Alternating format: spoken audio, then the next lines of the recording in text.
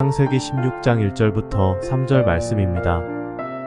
아브람의 아내 사레는 출산하지 못하였고 그에게 한 여종이 있으니 애굽 사람이요 이름은 하갈이라. 사레가 아브람에게 이르되 여호와께서 내 출산을 허락하지 아니하셨으니 원하건대 내 여종에게 들어가라. 내가 혹 그로 말미암아 자녀를 얻을까 하노라 하매 아브람이 사레의 말을 들으니라. 아브람의 아내 사레가 그 여종 애굽 사람 하갈을 데려다가 그 남편 아브람에게 첩으로 준 때는 아브람이 가나안 땅에 거주한 지 10년 후였더라. 하갈이 여주인 사레를 멸시한 것은 자기 위치를 망각한 어리석은 일이었고, 사레가 하갈을 학대한 것도 인격적 결함을 가진 여종을 사랑으로 품지 못한 부족과 연약함이었다. 우리는 질서를 중요히 여겨야 합니다. 아랫사람은 윗사람을 무시하지 말고 존중하고 두려움과 진실한 마음으로 순종해야 하고, 그가 까다로운 자일지라도 그렇게 해야 합니다. 여주인에게 복종하는 것은 여종의 마땅한 본분이다. 종은 주인을 멸시하지 말고 그에게 겸손히 복종해야 한다. 하나님께서는 질서를 중히 여기신다. 우리는 때때로 힘들어도 질서를 존중하며 자기 위치를 지켜야 한다. 하나님께서는 무질서와 혼란을 원치 않으신다. 아내는 남편에게 순종하고 자녀는 부모에게 순종하며 학생은 선생님께 순종하고 아랫사람은 윗사람에게 순종해야 한다. 우리는 때때로 힘들어도 하나님께서 적절한 다른 길을 보여주시기 전까지 현재 처한 환경에 적응하고 겸손히 자기를 부정하고 순종하는 법을 배워야 한다.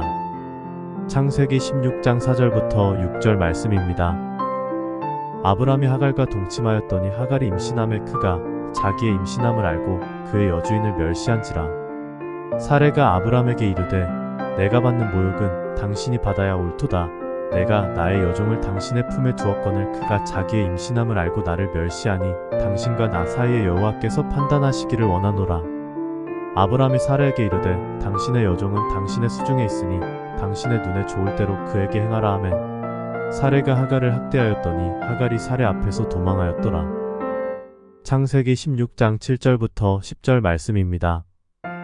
여호와의 사자가 광야의 샘물 곁 곧 술 길샘 곁에서 그를 만나 이르되 사레의 여종 하갈아 내가 어디서 왔으며 어디로 가느냐. 그가 이르되 나는 내 여주인 사레를 피하여 도망하나이다. 여호와의 사자가 그에게 이르되 내 여주인에게로 돌아가서 그 수하에 복종하라. 여호와의 사자가 또 그에게 이르되 내가 내 씨를 크게 번성하여 그 수가 많아 셀 수 없게 하리라. 창세기 16장 11절부터 13절 말씀입니다. 여호와의 사자가 또 그에게 이르되 내가 임신하였은즉 아들을 낳으리니 그 이름을 이스마엘이라 하라. 이는 여호와께서 내 고통을 들으셨음이니라. 그가 사람 중에 들나귀같이 되리니 그의 손이 모든 사람을 치겠고 모든 사람의 손이 그를 칠지며 그가 모든 형제와 대항해서 살리라 하니라. 하갈이 자기에게 이르신 여호와의 이름을 나를 살피시는 하나님이라 하였으니 이는 내가 어떻게 여기서 나를 살피시는 하나님을 배웠는고 함이라. 창세기 16장 14절부터 16절 말씀입니다. 이러므로 그 샘을 부엘라헤로이라 불렀으며 그것은 가데스와 베레 사이에 있더라. 하갈이 아브람의 아들을 낳음에 아브람이 하갈이 낳은 그 아들을 이름하여 이스마엘이라 하였더라. 하갈이 아브람에게 이스마엘을 낳았을 때 아브람이 86세였더라. 창세기 17장 1절부터 5절 말씀입니다. 아브람이 99세 때 여호와께서 아브람에게 나타나서 그에게 이르시되 나는 전능한 하나님이라. 너는 내 앞에서 행하여 완전하라. 내가 내 언약을 나와 너 사이에 두어 너를 크게 번성하게 하리라 하시니 아브람이 엎드렸더니 하나님이 또 그에게 말씀하여 이르시되 보라 내 언약이 너와 함께 있으니 너는 여러 민족의 아버지가 될지라. 이제 후로는 내 이름을 아브람이라 하지 아니하고 아브라함이라 하리니 이는 내가 너를 여러 민족의 아버지가 되게 함이니라.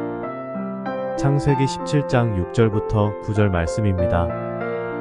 내가 너로 심히 번성하게 하리니 내가 내게서 민족들이 나게 하며 왕들이 내게로부터 나오리라. 내가 내 언약을 나와 너 및 내 대대 후손 사이에 세워서 영원한 언약을 삼고 너와 내 후손의 하나님이 되리라.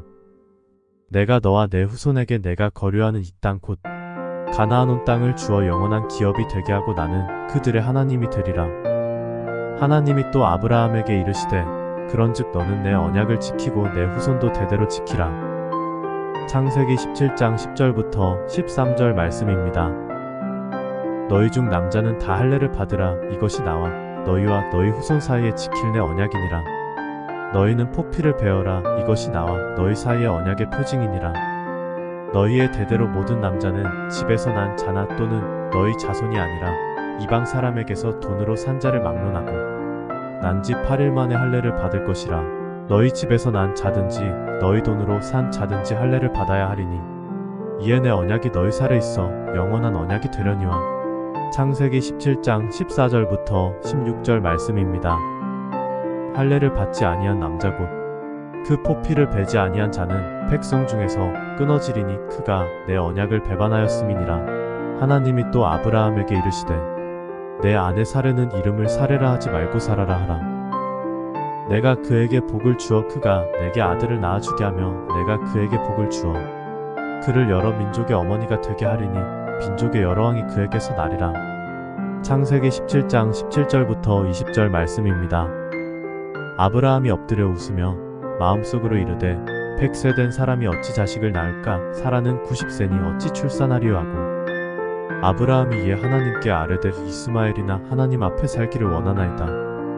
하나님이 이르시되 아니라 내 아내 사라가 내게 아들을 낳으리니 너는 그 이름을 이삭이라 하라. 내가 그와 내 언약을 세우리니 그의 후손에게 영원한 언약이 되리라. 이스마엘에 대하여는 내가 내 말을 들었나니 내가 그에게 복을 주어 그를 매우 크게 생육하고 번성하게 할지라. 그가 12두령을 낳으리니 내가 그를 큰 나라가 되게 하려니와. 창세기 17장 21절부터 23절 말씀입니다. 내 언약은 내가 내년 이 시기에 사라가 내게 낳을 이삭과 세우리라. 하나님이 아브라함과 말씀을 마치시고 그를 떠나 올라가셨더라. 이에 아브라함이 하나님이 자기에게 말씀하신 대로 이날에 그 아들 이스마엘과 집에서 태어난 모든 자와 돈으로 산 모든 자 곧 아브라함의 집사람 중 모든 남자를 데려다가 그 포피를 베었으니. 창세기 17장 24절부터 27절 말씀입니다. 아브라함이 그의 포피를 벤 때는 99세였고 그의 아들 이스마엘이 그의 포피를 벤 때는 13세였더라. 그날에 아브라함과 그 아들 이스마엘이 할례를 받았고 그 집의 모든 남자 곧 집에서 태어난 자와 돈으로 이방 사람에게서 사온 자가 다 그와 함께 할례를 받았더라. 창세기 18장 1절부터 4절 말씀입니다. 여호와께서 마므레의 상수리 나무들이 있는 곳에서 아브라함에게 나타나시니라. 날이 뜨거울 때에 그가 장막문에 앉아 있다가 눈을 들어 본즉 사람 셋이 맞은편에 서 있는지라. 그가 그들을 보자 곧 장막문에서 달려나가 영접하며 몸을 땅에 굽혀 이르되 내 주여 내가 주께 은혜를 입었사오면 원하건대 종을 떠나 지나가지 마시옵고 물을 조금 가져오게 하사 당신들의 발을 씻으시고 나무 아래에서 쉬소서. 창세기 18장 5절부터 7절 말씀입니다. 내가 떡을 조금 가져오리니 당신들의 마음을 상쾌하게 하신 후에 지나가소서. 당신들의 종에게 오셨음이니이다. 그들이 이르되 내 말대로 그리하라. 아브라함이 급히 장막으로 가서 사라에게 이르되 속히 고운 가루 세 스아를 가져다가 반죽하여 떡을 만들라 하고 아브라함이 또 가축대 있는 곳으로 달려가서 기름지고 좋은 송아지를 잡아 하인에게 주니 그가 급히 요리한지라. 창세기 18장 8절부터 11절 말씀입니다. 아브라함이 엉긴 젖과 우유와 하인이 요리한 송아지를 가져다가 그들 앞에 차려놓고 나무 아래에 모셔 섬에 그들이 먹으니라. 그들이 아브라함에게 이르되 내 아내 사라가 어디 있느냐? 대답하되 장막에 있나이다. 그가 이르시되 내년 이맘때 내가 반드시 내게로 돌아오리니 내 아내 사라에게 아들이 있으리라 하시니 사라가 그 뒤 장막 문에서 들었더라. 아브라함과 사라는 나이가 많아 늙었고 사라에게는 여성의 생리가 끊어졌는지라. 창세기 18장 12절부터 15절 말씀입니다. 사라가 속으로 웃고 이르되 내가 노쇠하였고 내 주인도 늙었으니 내게 무슨 즐거움이 있으리요. 여호와께서 아브라함에게 이르시되 사라가 왜 웃으며 이르기를 내가 늙었거늘 어떻게 아들을 낳으리요 하느냐. 여호와께 능하지 못한 일이 있겠느냐. 기한이 이를 때 내가 내게로 돌아오리니 사라에게 아들이 있으리라. 사라가 두려워서 부인하여 이르되 내가 웃지 아니하였나이다. 이르시되 아니라 내가 웃었느니라. 창세기 18장 16절부터 19절 말씀입니다. 그 사람들이 거기서 일어나서 소돔으로 향하고 아브라함은 그들을 전송하러 함께 나가니라. 여호와께서 이르시되 내가 하려는 것을 아브라함에게 숨기겠느냐. 아브라함은 강대한 나라가 되고 천하 만민은 그로 말미암아 복을 받게 될 것이 아니냐.